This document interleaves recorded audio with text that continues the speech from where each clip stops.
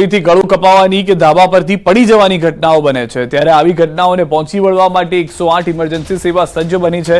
તારીખ 14 અને 15 જાન્યુઆરી માટે સ્ટાફ અને દવાના સ્ટોક સહિતની સામગ્રીમાં વધારો કરાયો છે। દર વર્ષે 108ની સેવામાં ઉત્તરાયણના દિવસે ઇમરજન્સી કોલમાં 20% જેટલો વધારો રહે છે, જેને લઈ 108 ઇમરજન્સી સેવા દ્વારા ઉત્તરાયણ પર્વને લઈ એક્શન પ્લાન તૈયાર કરાયો છે।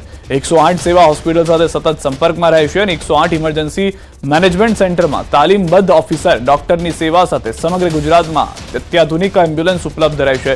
તારીખ 14 અને 15 જાન્યુઆરીએ 2 બોટ એમ્બ્યુલન્સ અને 800થી વધુ એમ્બ્યુલન્સ, 38 આઈસીયુ એમ્બ્યુલન્સ તૈનાત રહેશે। દિવસે લગભગ 29% જેટલી વધી અને 4900ની આસપાસ ટોટલ ઇમરજન્સીસ થવા પામશે અને તેવી જ રીતે વાસી ઉત્તરાયણનો જે દિવસ છે તે દિવસે પણ આ કાઇટ ફ્લાઇંગનું પ્રમાણ વધારે હોવાના કારણે લગભગ 20% જેટલો વધારો થઈને 4500 જેટલી ઇમરજન્સીસ ગુજરાતમાં થવા પામશે। તે લઈને મોરબી પીજીવીસીએલે એક્શન પ્લાન તૈયાર કર્યો છે। પતંગની દોરીઓ અને લંગર નાખવાના કારણે વીજળીના તારને ભારે નુકસાન થતું હોય છે, તો વીજ કરંટમાં પણ અનેક કેસ સામે આવે છે, ત્યારે કોઈ અનિચ્છનીય ઘટના ન બને તે માટે 200થી વધુ કર્મચારીઓ તૈનાત રહેશે, જેઓ મકર સંક્રાંતિ પર્વ પર સ્પેશિયલ ડ્યુટીમાં ફરજ બજાવશે। મોરબી પીજીવીસીએલ કચેરીએ પતંગ મહોત્સવને ધ્યાનમાં રાખીને જનતાને પણ સાવચેત રહેવા અપીલ કરી છે અને સલાહ આપી છે, સાથે જ કોઈ પણ પ્રકારની ફરિયાદ માટે ટોલ ફ્રી નંબર પણ જાહેર કર્યા છે। દરમિયાન અમે સવારના 6 વાગ્યાથી રાતના 8 વાગ્યા સુધી અમારી 18 ટીમોને તૈનાત કરી છે કે દરેક સાધનો સાથે સતત ગામમાં ને બધે ફરતા રહેશે અને ક્યાંય પણ કાંઈ પ્રોબ્લેમ થાય તો તાત્કાલિક સોલ્યુશન થાય। આ ઉપરાંત અમે 200થી વધારે અન્ય સ્ટાફ એના માટે તૈનાત રાખ્યો છે। બાળકને લાગ્યો છે કરંટ। 13 વર્ષીય બાળકનું કરંટ લાગતા મૃત્યુ થયું છે। हाई टेंशन लाइन में पतंग की दोरी फसाता लाग्यो छे करंट। सूरतनी सचिन जीआईडीसी विस्तारनी घटना होवानी जानकारी। वो मेरा लड़का पतंग उड़ा रहा था और हाई टेंशन में तार आती है, उसमें पतंग फंस गया। इसके डोरी हाथ में था, वो डोरी के निवारता को पावर आया, उसका वो शरीर में पूरा ब्लास्ट कर गया।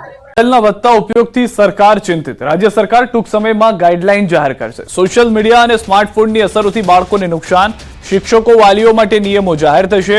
બાળકોમાં વાંચન અને રમતગમતનો વ્યાપ ઘટ્યો, બાળકોને ફોનથી દૂર રાખવા સરકારનો પ્રયાસ। હાલમાં મહત્વના અને મોટા સમાચાર મળી રહ્યા છે। રાજ્ય સરકાર તરફથી ટૂંક સમયમાં નવા નિયમ જાહેર થઈ શકે છે, જેમાં ગાઈડલાઈન જાહેર કરવામાં આવશે, કારણ કે સતત બાળકોની અંદર ફોનનો ઉપયોગ વધી રહ્યો છે। કેટલાક બાળકોને હમણાં ભૂતકાળમાં પણ આપણે જોયું કે જ્યારે માતા પિતા તરફથી ટકોર કરવામાં આવી તો આપઘાત સુધીના પગલાં ભરવાનો વારો આવ્યો છે બાળકોનો।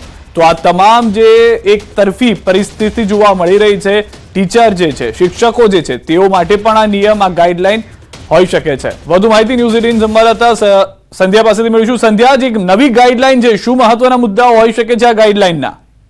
મહત્વની વાત એ જ છે કે જે બાળકો છે, ખાસ કરીને જે સ્માર્ટફોન અત્યારે બધાની પાસે આવી ગયા છે, પેરેન્ટ્સ પણ બાળકોને સ્માર્ટફોન આપી દે છે અને તેમાં સોશિયલ મીડિયાનો ઉપયોગ વધી ગયો છે અને જેના કારણે શિક્ષણ કાર્ય જે બાળકોનું હોય છે તે ડિસ્ટર્બ થઈ રહ્યું છે।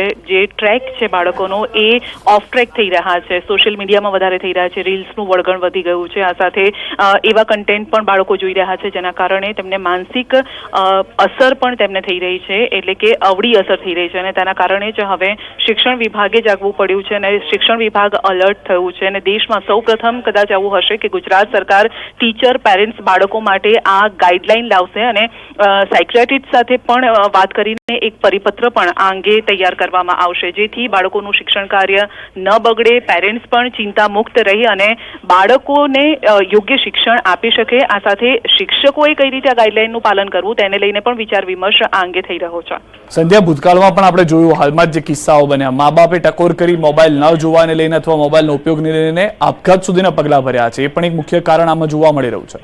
બિલકુલ, અને છેલ્લા દિવસોમાં આપણે રિપોર્ટ પણ બતાવ્યો હતો આપઘાતના કિસ્સા, આ સાથે આંખો જઈ રહી છે। મોટી વાત અહીંયા એ છે કે બ્લાઇન્ડનેસ જે છે તે બાળકોની વધી રહી છે, એટલે આવનારો સમય કદાચ જો આપણે વધારે ફોન ઉપર રહીએ, સોશિયલ મીડિયા પર રહીએ તો માનસિક રીતે તો ડિસ્ટર્બ થઈ જ રહ્યા છે બાળકો, પરંતુ આંખો પણ ગુમાવવાનો વારો આવી શકે છે અને જીવ પણ ગુમાવી રહ્યા છે। એટલે આવા બધા જે કિસ્સા આવ્યા છે જેને લઈને જે શિક્ષણ વિભાગ અલર્ટ બન્યું છે અને અત્યારે તો એવું છે કે સોશિયલ મીડિયાના ઉપયોગથી દર 10માંથી 6 યુવાનોની સ્લીપ પેટર્ન પણ પરેશાન થઈ ગઈ છે. એટલે કે લેટ સૂવાનું, નાના બાળકો પણ હવે કારણ કે મોડા સૂવે છે તો પછી બીજા દિવસે તેઓ સ્કૂલ પણ નથી જઈ શકતા, શિક્ષણ કાર્ય તેઓનું ડિસ્ટર્બ થાય છે. એટલે આવા ઘણા બધા સિદ્ધાર્થ કારણો છે ને જેના કારણે હવે જો શિક્ષણ વિભાગ જ ન જી આભાર સંધ્યા સમગ્ર માહિતી બદલ. અટાજી સમાચાર. દિયોદરમાં વિરોધ યથાવત. ઓગળ જિલ્લાની માંગ મુદ્દે બાર એસોસિએશનનો ટેકો જાહેર.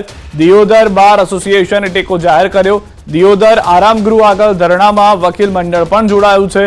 સતત 3 દિવસે બાર એસોસિએશન મંડળે આવેદનપત્ર આપી ધરણામાં જોડાયા હોવાની જાણકારી. દિયોદર માંગે ઓગળ જિલ્લોના નારા સાથે બાર એસોસિએશનનું સમર્થન. બનાસકાંઠા દિયોદર બાર એસોસિએશને કર્યો છે ટેકો જાહેર. ઓગળ જિલ્લાની માંગને લઈને સમગ્ર બાર એસોસિએશન વકીલ મંડળ પહોંચ્યું છે ધરણા સ્થળ. પણ દિયોદર આરામ ગૃહ પર ધરણા જોવા મળી રહ્યા છે. વકીલ મંડળ પણ જોડાયું છે. મહત્વના સમાચાર. ગાંધીનગરથી પીટીસી ટેટ 1 પાસ ઉમેદવારોની રેલી. ધોરણ 1 થી 5માં ભરતી વધારવા માટે માંગ. 1 થી 5માં 17,000 જગ્યા ખાલી છે. સરકારે માત્ર 5,000ની ભરતી બહાર પાડી છે. 1 થી 5માં 50% જગ્યા પર ભરતીની માંગ કરવામાં આવી રહી છે. કે ધોરણ 1 થી 5 જે પાયાનું શિક્ષણ છે એમાં હાલ આરટીઆઈની માહિતી મુજબ 17,000 જેવી જગ્યા ખાલી છે અને બીજા 1,799 શિક્ષકો 2 મહિના પહેલા જ રિટાયર થયેલા છે. એટલે કે ધોરણ 1 થી 5માં 18,000 કરતાં પણ વધારે જગ્યા ખાલી છે. સાગર પટેલના આરોપ પર કાજલ મહેરિયાનું નિવેદન. સાગર પટેલના આરોપ હું નકારું છું. આ વાત સાબિત કરે તો ગાવાનું છોડવા તૈયાર. ઉમિયા માતા અને પાટીદાર વિશે હું બોલી નથી.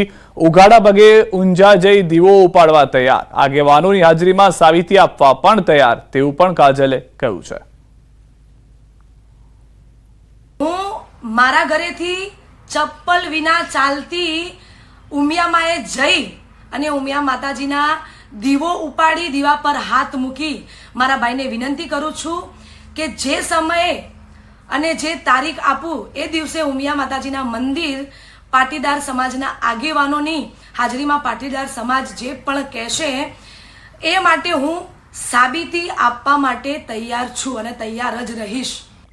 બે ગુજરાતી કલાકારોનો કકળાટ. કાજલ મહેરિયા અને સાગર પટેલ આમને સામને. કાજલ મહેરિયાએ પાટીદારના કુલદેવનું અપમાન કર્યાનો આરોપ. કાજલ મહેરિયા પર સાગર પટેલના ગંભીર આરોપ. માં ઉમિયા માટે અપશબ્દો બોલ્યા મહેરિયાએ તેવું કહ્યું છે સાગર પટેલે. તો દ્વારકાના કાર્યક્રમમાં અપશબ્દો બોલ્યા હોવાનો સાગર પટેલનો દાવો છે.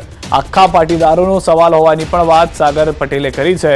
મને અને માતાજીને અપશબ્દો બોલ્યાની વાત પણ સાગર તરફથી દાવા સાથે કહેવામાં આવી છે. કાજલ મહેરિયાને સ્ટેજ પર ન ચડવા દેતા તેવી પણ અપીલ કરી છે.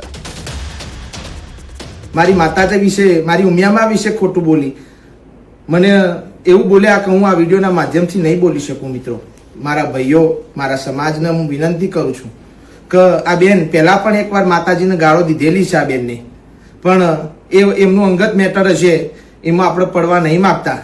પણ આજે માં જગદંબા ઉમિયાનો સવાલ છે.